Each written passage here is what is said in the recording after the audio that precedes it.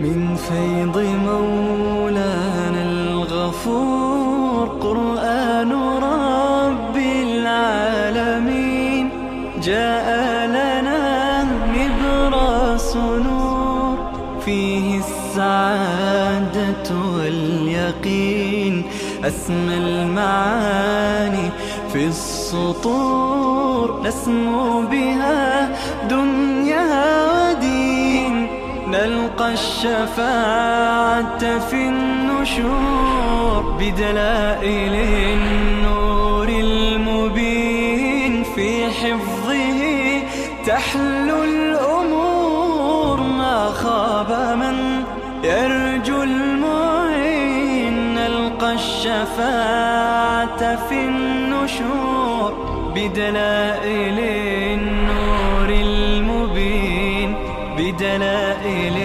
النور المبين.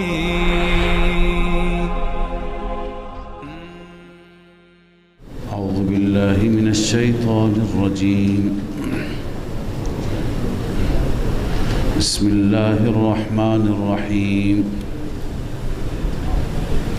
وأقيموا الصلاة وآتوا الزكاة وأطيعوا الرسول لعلكم ترحمون.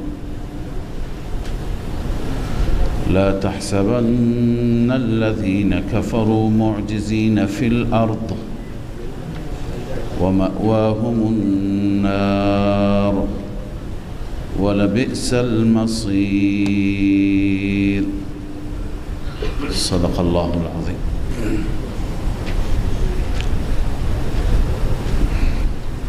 در آیات گذشته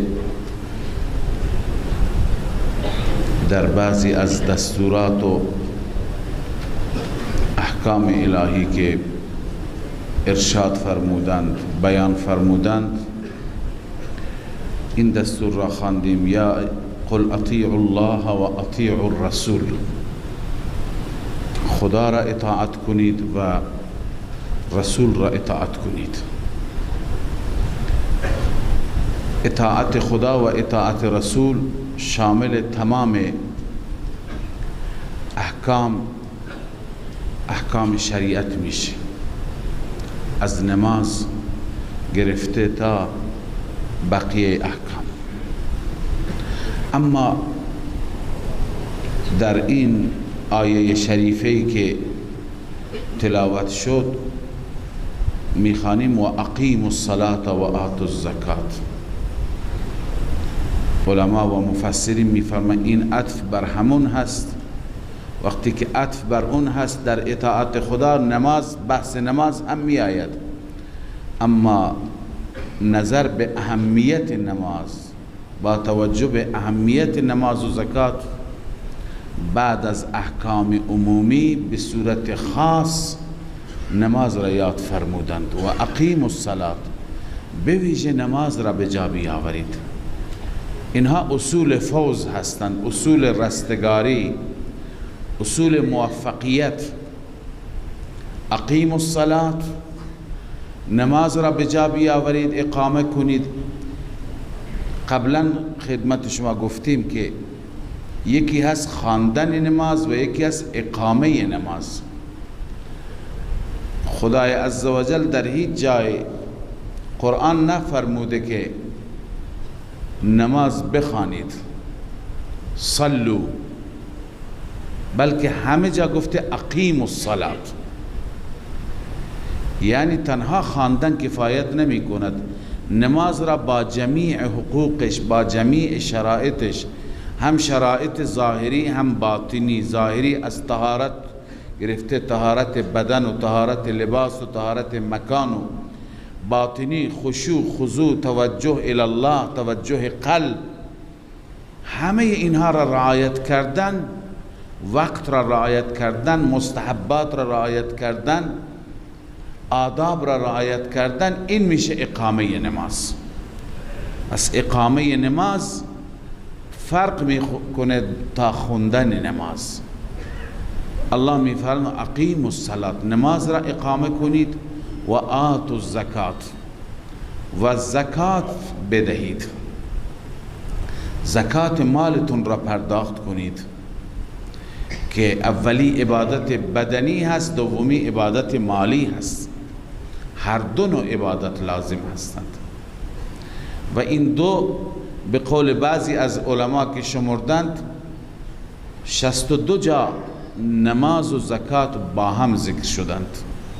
خب یک جا کافی بود، یک دستور خدا دستور است، اما 62 جا بیان کردن، 62 جا تکرار کردن اهمیت مطلب را میرساند که این دو عبادت بسیار مهم هستند، بسیار توجه ویژه میخوان از طرف بندگان خدای عزوجل که متاسفانه بعضی ها در هر دو کوتاهی دارن، بعضی ها نماز به جا می آورند در زکات کوتاهی دارن. و اطیعوا الرسول، سومین اصل اینه که رسول را اطاعت کنید. یا اینجور هم میشه که تطبیق داد که نماز که میخوانی، زکات که میدهی، به روشی که رسول الله صلی الله علیه و سلم به ما نشان داده در پرداخت زکات و اقامه نماز، روش رسول الله، سنت رسول الله صلی الله علیه و سلم باید مد نظر باشد. لعلکم ترحمون، این نتیجه اصول سگانه هست. قطعا شما مورد رحم الهی قرار میگیرید، خدای عزوجل بر شما ترحم میکند. لا تحسبن الذين كفروا معجزين في الارض، اونهایی که انکار میکنند، اونهایی که کفر میکنند، ابا میکنند، قبول ندارند نه نماز را، نه روزه را، نه زکات را، الله میفرماید اینها فکر نکنند که خدا را میتونند عاجز بکنند، العیاذ بالله. لا تحسبن الذين كفروا، هرگز گمان نکن تو ای مخاطب یا تو ای رسول الله صلی الله علیه وسلم، الذين كفروا، کسانی که کفر کردند، معجزین فی الارض، نه در زمین عاجز کننده هستند.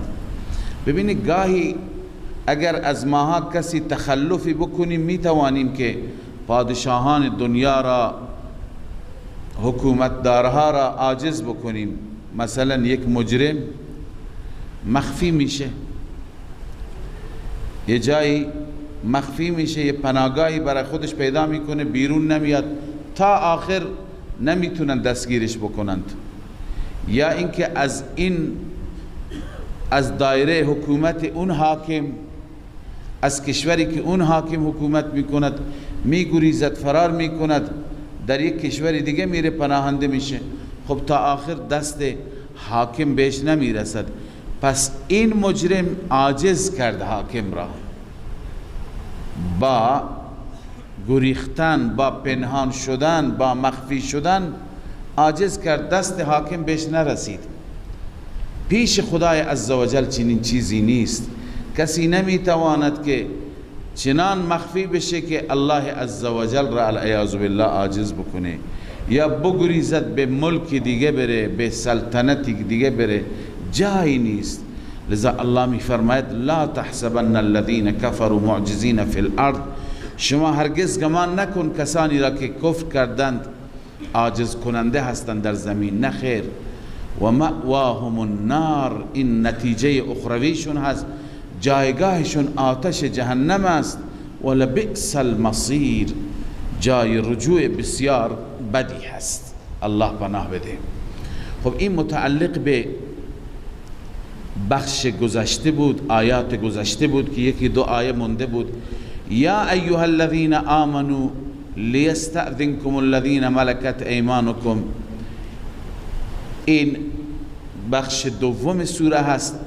احکامی از قبیل احکامی که دیروز خواندیم، احکام دیگر در این بخش بیان میشه که در واقع تتمه هستند و متمم هستند برای احکام گذشته.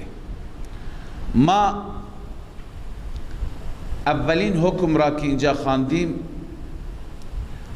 خواندیم خطاب به مؤمنان بود که شما وارد خانه های نشید مگر اجازه بگیرید. لا تدخلوا بیوتا غیر بیوتکم حتی تستأنسوا و تسلموا علی اهلها. شما اجازه بگیرید و بعدا وارد خانه بشید. خب اون اجازه گرفتن برای یک اجنبی هست، برای یک بیگانه هست. اما کسی که مال این خانه هست، خادم این خانه هست، یا اینکه کسی هست که اجازه دارد، مثلا بعضی خادمه ها هستن کنیز، بعضی کنیز ها هستن که خدمت میکنند، اینها میرن داخل خانه، ظرفی میشویند، لباسی جمع میکنند، خانه را جمع و جارو میکنند. اینها هر بار بیاد در بزنه اجازه هست بیان جارو کنم که نمیشه. برای اینها اون حکم نیست. بچه کوچکی که تردد میکنه هنوز به بلوغ نرسیده، برای اون بار بار اجازه گرفتن نیست. اما در این آیه میفرماید که برای همین افراد که اجازه دارند در سه وقت خاص باید اجازه بگیرند. باید مسلمان وقت شناس باشد. خدای عزوجل قوانین را طوری ترتیب داده که اگر ما به اینها عمل کنیم در همین دنیا زندگی راحتی خواهیم داشت، ولی متاسفانه کمتر رعایت میشه، کمتر مردم توجه میکنند. لذا فرمود که در 3 وقت همینها هم باید اجازه بگیرند. این 3 وقت چی هستند؟ اول آیه الله می فرماید یا ایها الذین آمنوا ای مؤمنان لیستأذنکم الذین ملکت ایمانکم، باید اجازه بگیرند از شما اون کنیزک هایی که کنیز شما هستند، شما مالک اونها هستین. والذین لم یبلغوا الحلم، و آن بچه هایی که هنوز به بلوغ نرسیدن، بچه های کوچک که وارد خانه می شوند باید اجازه بگیرند از شما. منکم 3 مرات، 3 بار.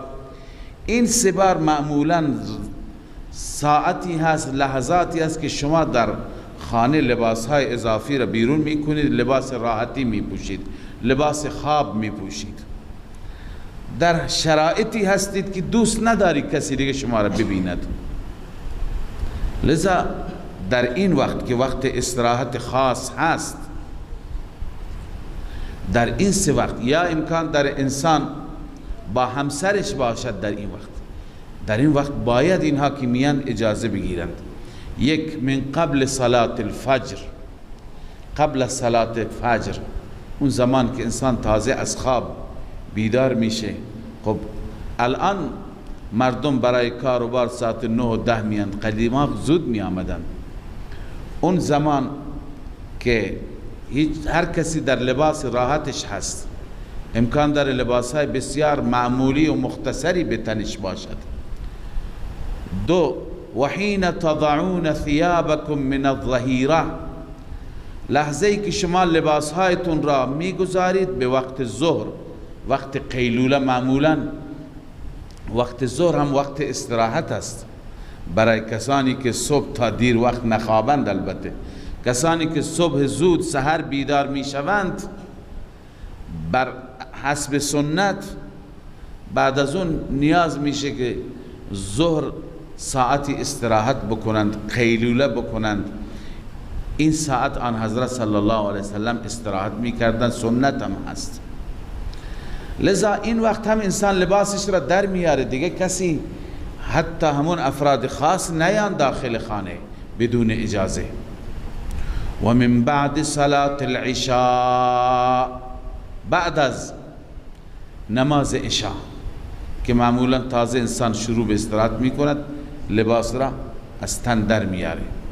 3 عورات لکم، این 3 وقت هایی هستن که انسان ظاهر میشه و لباسش را به تن از تن در میاره. در این اوقات باید حتی افراد خاصی که اجازه تردد دارند هم اجازه بگیرند. لیس علیکم ولا علیهم جناح بعدهن، بر شما و بر آنان نیست گناهی بعد از این. یعنی غیر از این اوقات در دیگه اوقات بدون اجازه بیاند اشکال نداره. این افراد خاص. چرا طوافون علیکم بعضکم علی بعض، اونا به کثرت گشت میزنن، میرن میان، طواف میگویند رفت و آمد را، تردد را، به کثرت اینها تردد دارن، رفت و آمد دارن. لذا هر بار که اجازه گرفته بشه حرج میشه، هم برای شما مشکل است هم برای اونها.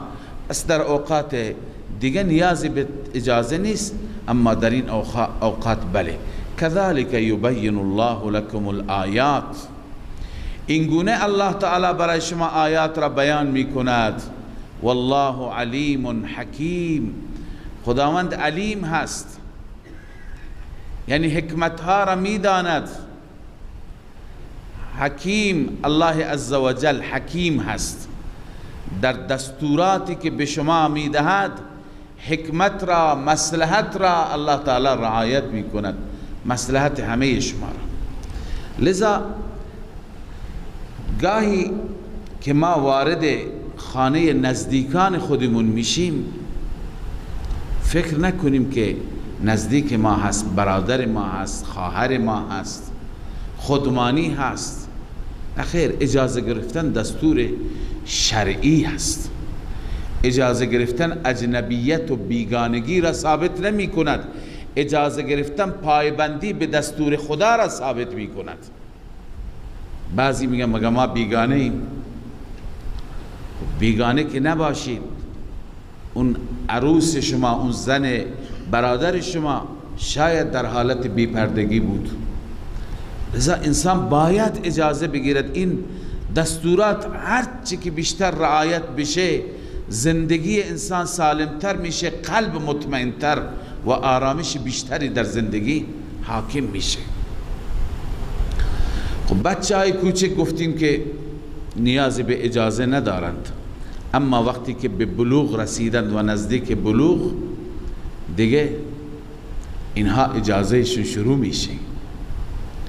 بعضی ها هستن متاسفانه که بعضی حتی خانم ها، خواهران از بچه ها که کوچک بودن با اون بچه ها در یک محیط زندگی میکردند. مثلا بچه عرض کنم برادر شوهر است، بچه ای هست که از نظر محرمیت محرمش نیست، خب با هم بودن. بعدن این بچه بزرگ میشه،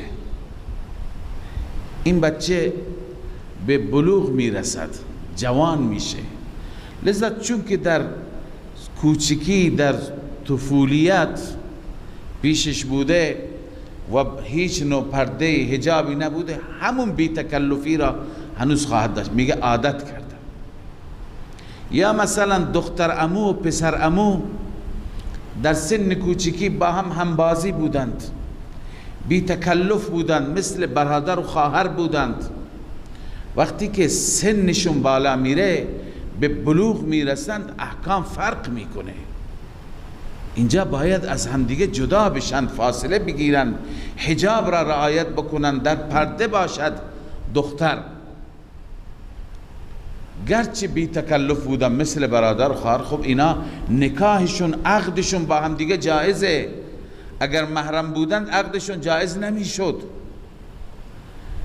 پس وقتی که پسر یا دختر به بلوغ میرسه، به نزدیک بلوغ میشه، احکام فرق میکنه، ولو اینکه تا دیروز با هم دیگر اینها رفت و آمد داشتن. لذا باید اینجا انسان قطع بکند، دستور خدا را اجرا بکند. تمام خیر و برکت در اجرای دستورات خدای عزوجل است. ما کمتر به این احکام توجه میکنیم، اینها را رعایت میکنیم، خیلی ضروری هست. لذا الله میفرماید و اذا بلغ الاطفال منکم الحلم، زمانی که اطفال از شما به بلوغ میرسند، فلیستأذنوا، باید اجازه بگیرند، کما استأذن الذین من قبلهم، همان گونه که اجازه گرفتن کسانی که قبل از اینها بودند. یعنی کسانی دیگه که بالغند اجازه میگیرن، اینها مثل اونها هستند. دیگه نمیشه بگیم دیروز بچه بود عادت کردیم باش مثل بچه خودمان هست. نه، دستور خدا هست. والله علیم حکیم. باز همون صفات، این احکامی که بیان میشوند در پایان این احکام الله میفرماید والله علیم حکیم، یعنی مسلمان خدا خوب میداند، از تو بهتر میداند مصلحت تو را. حکیم هست، احکامی که برای شما وضع میکند، دستوراتی که به شما میده، تمام مصالح و حکمت ها را الله در نظر گرفته.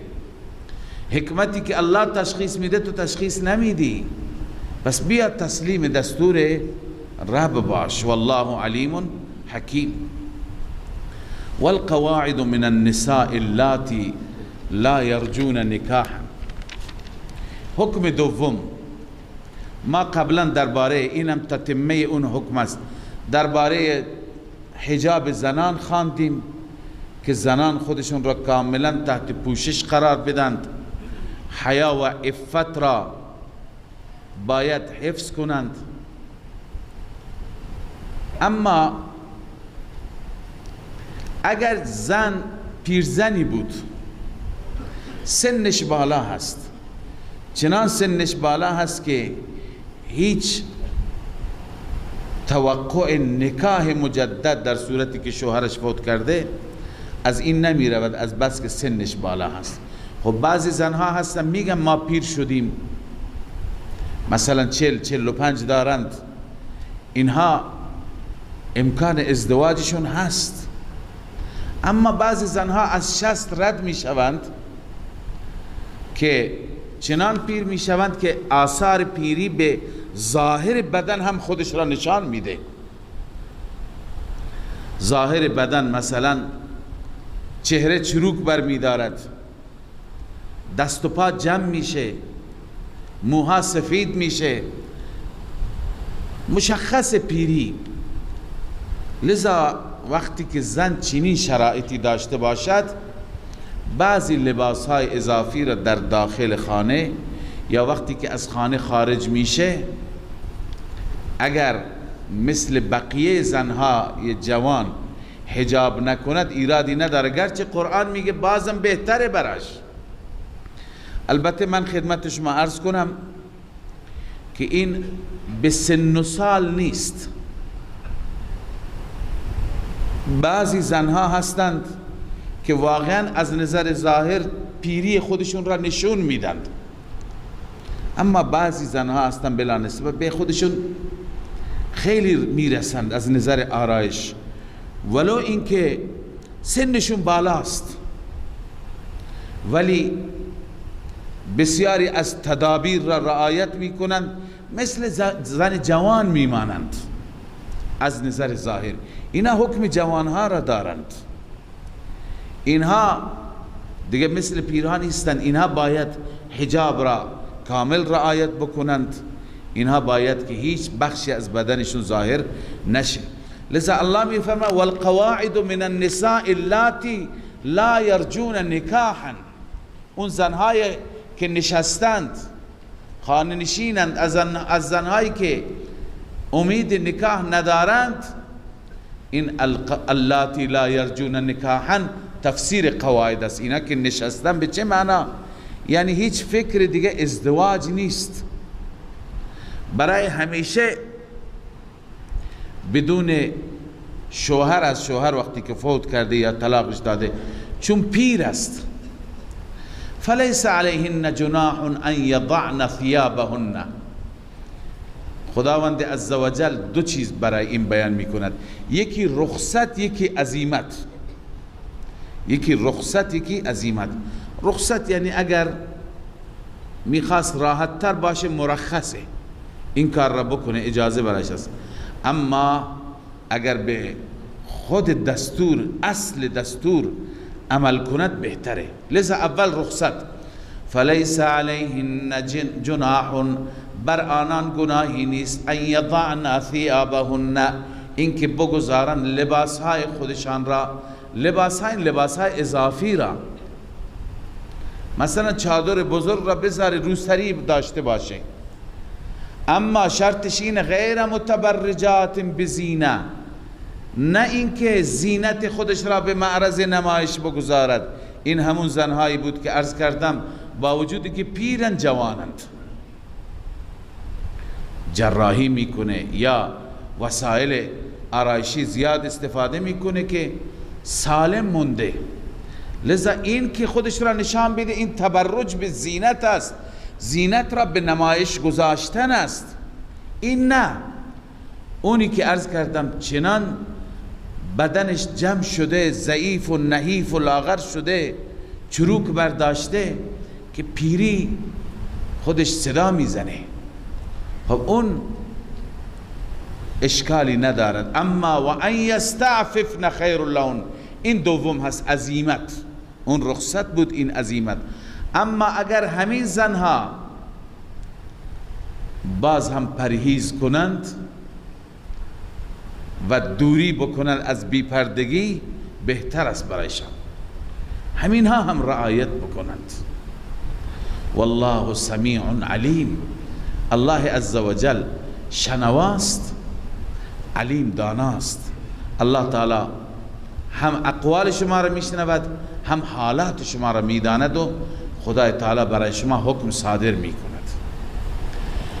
خب این درباره زنان بود، حجاب زنان که ما در گذشته خواندیم زنان حجاب بکنن، این تتمه اش بود. لیس علی الاعمى حرج ولا علی الاعرج حرج. ما بازم تتمه حکم گذشته که بدون اجازه خانه کسی نرویم. خب خانه رفتن، ورود به خانه ممنوع شد، اما بعضی اوقات ممنوع نیست مطلقا باید اجازه گرفته بشه. بعضی اوقات انسان میره از خانه برادرش، خانه پدرش، خانه دوستش، دوست صمیمی که با هم بی تکلف هستند، خوراکی، غذایی، چیزی استفاده می کند. آیا این هم بدون اجازه درست نیست؟ بسیاری چیزها هستند که نیاز به اجازه ندارند. جاهایی که شما می دانید اذن اونجا موجوده. مثلا هر برادری اگر برادرش بیاد خانهش غذا بخوره خوشحال میشه، نباشه بدون اجازه بیاد سر سفره بشینه خوشحالتر میشه که برادر من هست. یا بعضی دوستا با هم چنان صمیمیت دارند، سوای اون مسائل حجاب، این بحث خوراک است، بحث غذا است، اون بخش که حکمش بیان شد. یا بعضی اینو نوشتن که بعضی افراد دوستهایی داشتند، دوستهایشون معذور بودند، مثلا نابیناست یا لنگه، میلنگه.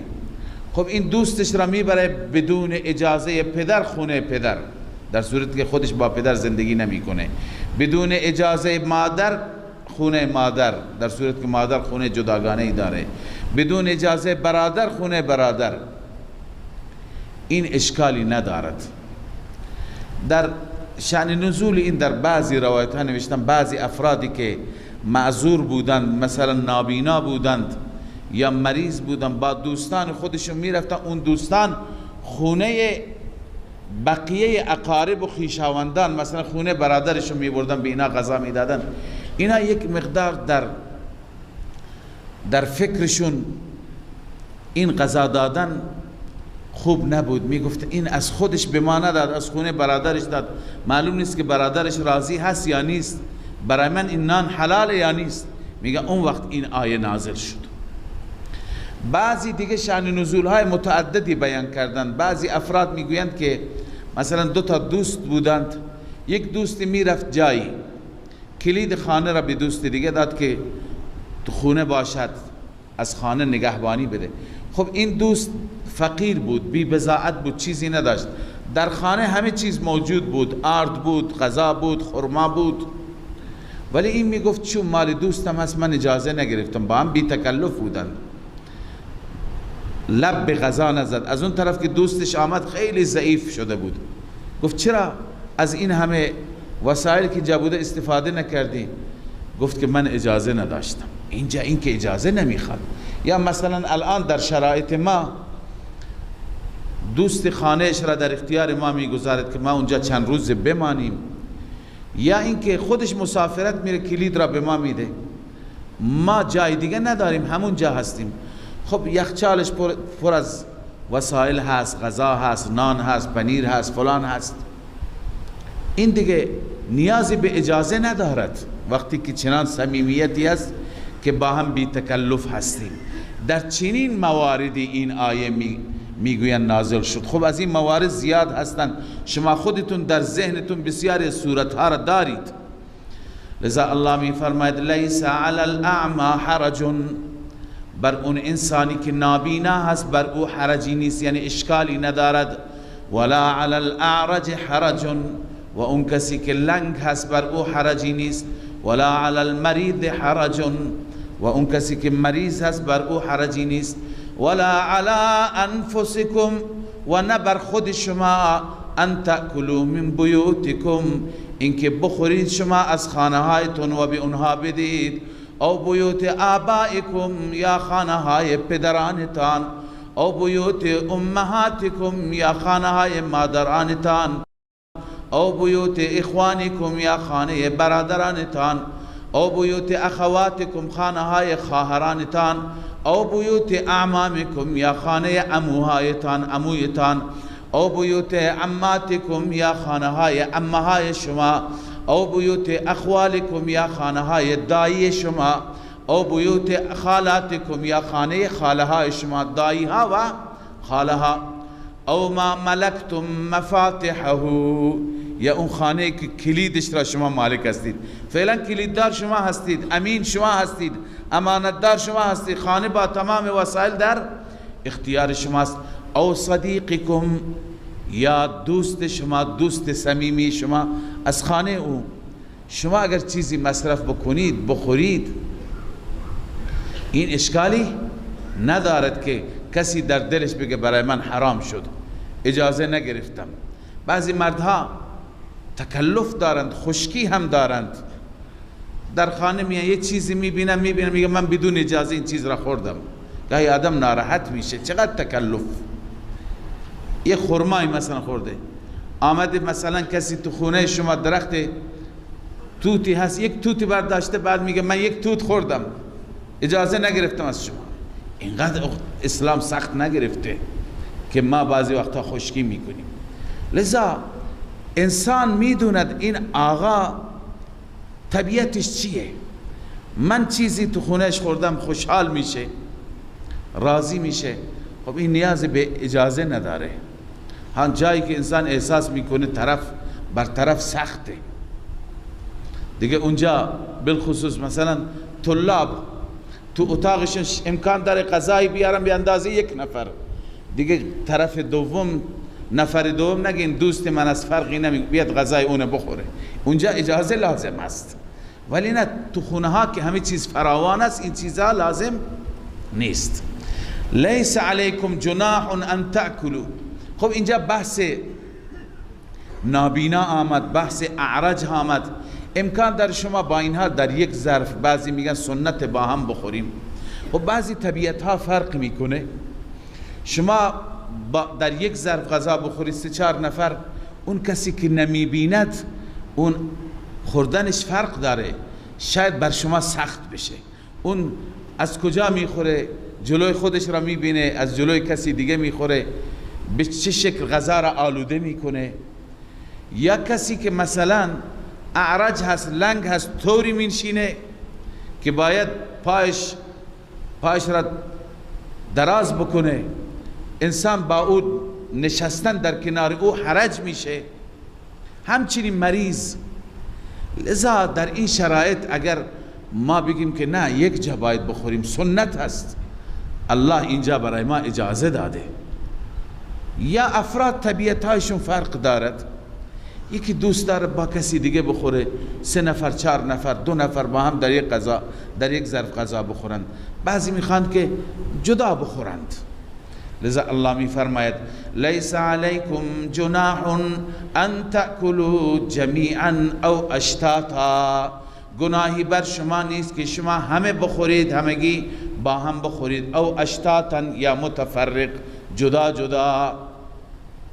امام ابن کثیر می فرماید فهذه رخصت من الله تعالی، این رخصتی هست، این اجازه‌ای هست از طرف خدای عزوجل فی ان یأکل الرجل وحده، که یک انسان تنها میخواد غذا بخوره، و مع الجماعه، یا با جماعت جمع میخواد بخوره.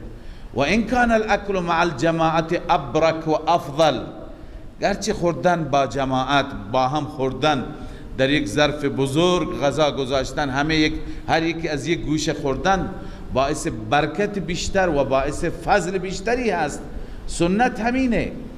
ولی کسانی که در حرج واقع می شوند، کسانی که چنان عادت کردن نمیتوانند، برای اونها الله رخصت داده. او اشتاتا معنیش همینه. خب فاذا دخلتم، حکم چهارم، شما از خانه هم دیگه میتونید غذا بخورید، مصرف بکنید، اما آداب را هم رعایت بکنید، سلام گفتن و خوش آمد گفتن به هم دیگر.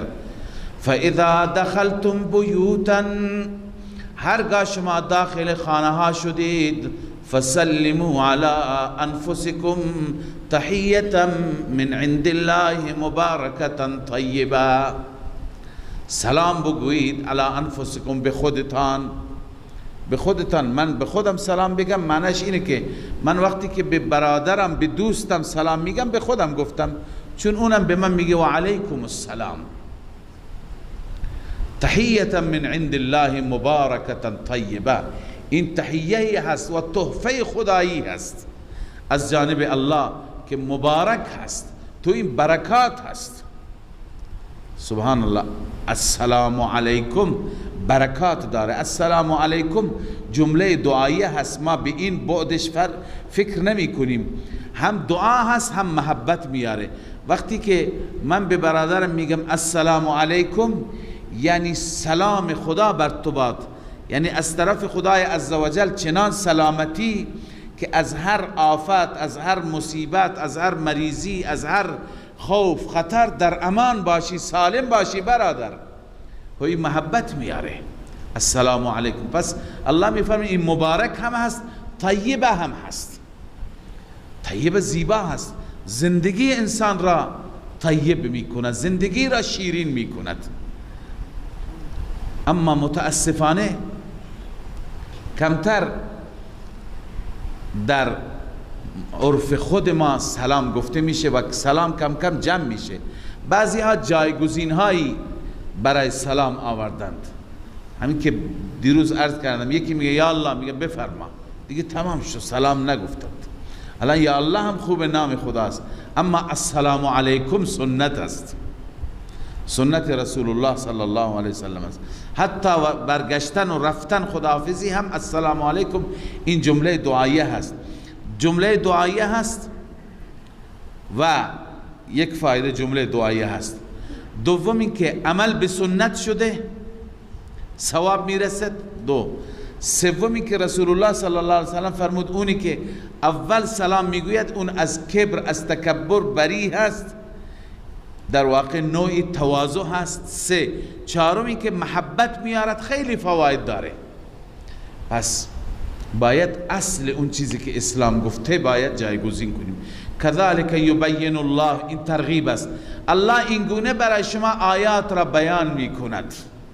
قربان الله بریم که جزئیات را هم به ما نشان میده، ما را قدم به قدم راهنمایی میکند چطور زندگی کنید. لعلکم تعقلون، شاید شما بفهمید، عقل بکنید، از عقلتون کار بگیرید و زندگی خوبی داشته باشید. انما المؤمنون الذين آمنوا بالله و رسوله. در پایان این سوره الله عزوجل بین مؤمنین و بین غیر مؤمنین یک مقایسه می کند. غیر مؤمنین یعنی منافقین. مؤمنین الله می فرماید که همیشه ادب را، احترام را رعایت می کنند. موضوع استیزان، اجازه گرفتن، برخاستن از جلسه رسول الله صلی الله علیه وسلم یا پیغمبر را صدا کردن با چه ادبی چه احترامی. لذا اینها آدابی هستند که الله برای مؤمنین میفرماید و تشویق میکند همه ما این آداب را رعایت کنیم. انما المؤمنون الذين آمنوا بالله ورسوله، جز این نیست که مؤمنان آنانی که ایمان به خدا و رسول خدا دارند، و اذا كانوا معه على امر جامع، هرگاه با او باشند بر یک امر اجتماعی، لم يذهبوا حتى يستأذنوا، نمی روند حتی که اجازه بگیرند. ببینید یه امر اجتماعی، مثلا یه مشوره ای هست باید همه باشند، رسول الله میگه جمع بشید به خاطر جهاد، مثلا درباره یک موضوعی میخوان مشوره بکنن، اینجا که آمدن جمع شدند هر کس بلند میشه باید اجازه بگیرد. گاهی امیری، کسی که در رأس هست، شما را جمع میکند که مشوره ای هست، یک صنفی شما هستید، رئیس صنف شما را جمع میکند، مشوره ای دارن درباره کار شما، درباره محله، درباره عرض کنم که زباله های به طور مثال محله، درباره نظافت محله، در رابطه با موضوعات رفاهی اجتماعی، اینا همه دین هستند. جمع میشیم، یک کسی که در رأس هست، کسی که نماینده ما هست، کسی که رئیس ما هست. خب وقتی که جمع شدیم یا یک مسئله دینی هست، همه جمع شدیم با هم مشوره میکنیم، کسی اگر نیازی دارد میخواد بلند بشه، خب شما را اینجا خواستن از شما نظر بکن، شما اگر برای شما عذر پیش میاد حتما اجازه بگیر. این جزء آداب است. الله مؤمنین را تعریف میکند که و اذا كانوا معه على امر جامع، هرگاه با اون پیامبر باشند بر امر جامعی، لم يذهبوا حتى يستأذنوا، آنها نمی روند حتی که اجازه بگیرند از پیغمبر. ان الذين يستأذنونك، همانا کسانی که از شما اجازه میگیرند ای رسول الله، اولئک الذين يؤمنون بالله ورسوله، این افراد کسانی هستند که ایمان به خدا و رسول دارند. اینها واقعا ایمان دارند، احترام را دارند و رعایت میکنند. لذا شما ای پیغمبر هم در دادن اجازه سخت نگیر، اجازه که میگیرن اجازه بده وقتی که عذر دارند. فاذا استأذنوك لبعض شأنهم، هرگاه از شما اجازه میگیرن برای بعضی از کارهایشان، فأذن لمن شئت منهم، اجازه بده برای هر کسی که تو میخواهی. تشخیص دادی که این عذر دارد بنده خدا، اجازه بده. واستغفر لهم الله، و برای اونها دعای خیر هم بکن، استغفار بطلب برای اونها از الله، معافی بخواه. ان الله غفور رحیم، بدون شک الله عزوجل غفور هست، بخشاینده و مهربان است. اما یکی دیگر از آداب اینه که هر وقتی که رسول صلی الله علیه وسلم را صدا می کنید یا رسول شما را صدا می کند، دو تفسیر داره. دعای رسول یکی این است که رسول شما را صدا می کند، دعا الرسول ایاکم. لذا صدا زدن پیغمبر را مثل صدا زدن بقیه مردم ندانید. مثلا دوست شما که با شما بی تکلفه، به شما میگه بیا اینجا، شما میگید باشه میام، ولی کارت را انجام میدی، 5 دقیقه 10 دقیقه طول میکشه، بعد از اون فارغ که شدی میای میگه چی کاری داشتی. اما وقتی که رسول شما را صدا میکند فوراً بیایید دیگه، درنگ نکنید، تأخیر نکنید، لفتش ندید. یک معنیش اینه. امروز هم مثلا یکی دوست ما هست ما را صدا میکنه و یکی پدر هست، قبلگاه هست، کسانی که این نعمت را دارند. وقتی که پدر میگه بیا دیگه، به قول محلی دست در خون هست، هم انسان باید فوراً بگه چشم خودش را برساند. صدا زدن کسی که برای ما خیلی احترام داره با یک انسان معمولی باید فرق داشته باشه.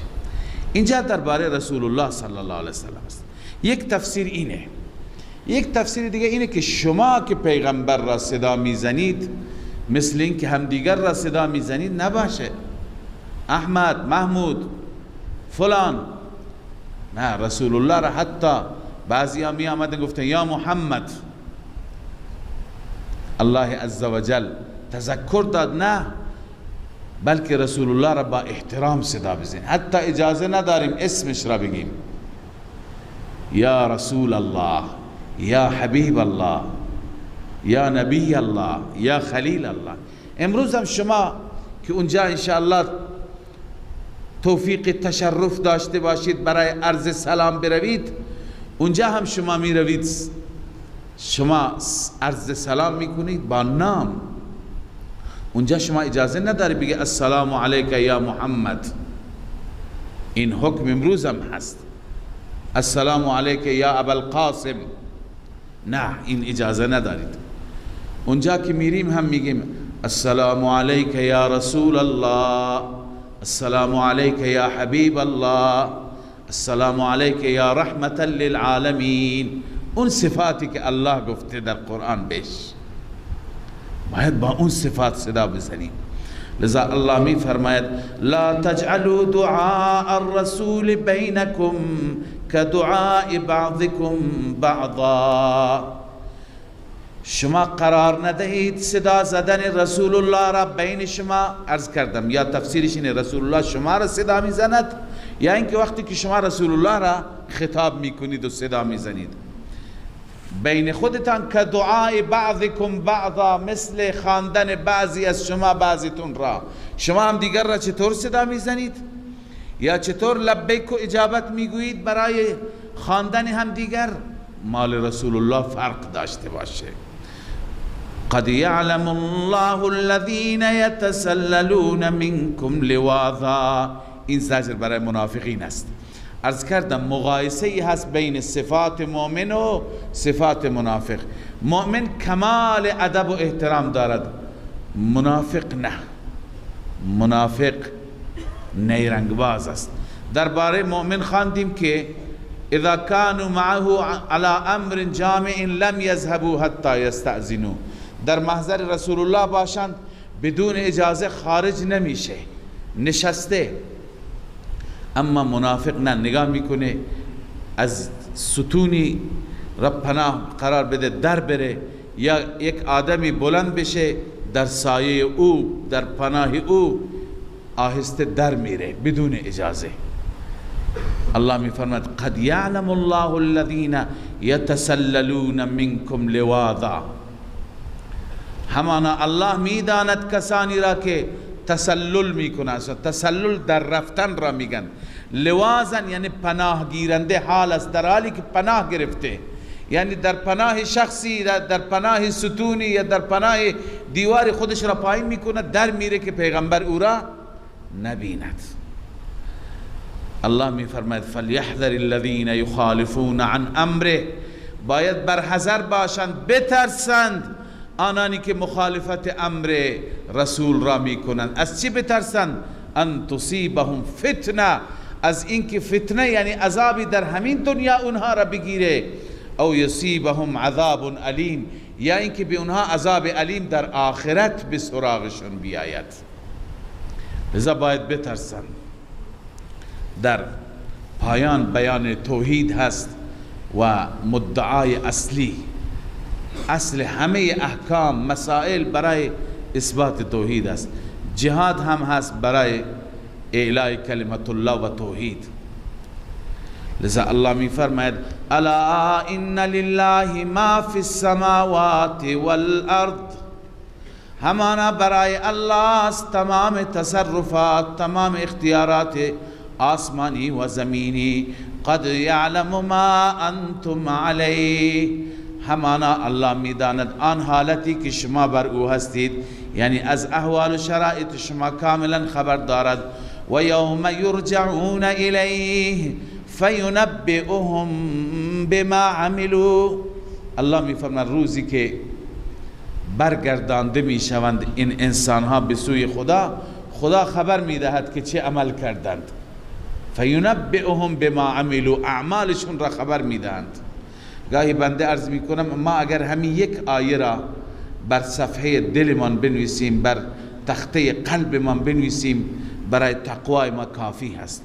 اگر ما بدانیم که روزی که به سوی خدا برمیگردیم خدا به ما خبر میده ما چه کردیم، ما در خونه هایمون وقتی که تنها نشسته بودیم چه می کردیم، ما در بازار داد و ستد می کردیم چه می کردیم، ما در بیابان که تنها بودیم چه می کردیم، ما در هر جا، در جمع، در خلوت، در جلوت، در کوچه، در خیابان، اون جایی که نامحرم جلوی ما بود، اون جایی که صدای موسیقی بود، اون جایی که مجلس لهو و لعب بود، اون جایی که مجلس گناه بود، هر جا ما هر چی می کردیم خدا خبر میده. فینبئهم بما عملوا، خدا خبر میده که چی کردند. چرا؟ چون که والله بكل شیء علیم، الله به هر چیز علیم است، هر چیز آگاه است. فکر نکن که خدا نمیداند، خدا میداند. لذا وقتی که انسان با این استحضار باشد، با این حضور قلب باشد، قطعا این انسان از خدا میترسد، این انسان گناه و معصیت نمی کند. بله، این سوره مبارکه نور بود که به توفیق الله به پایان رسید. صدق الله مولانا العظیم.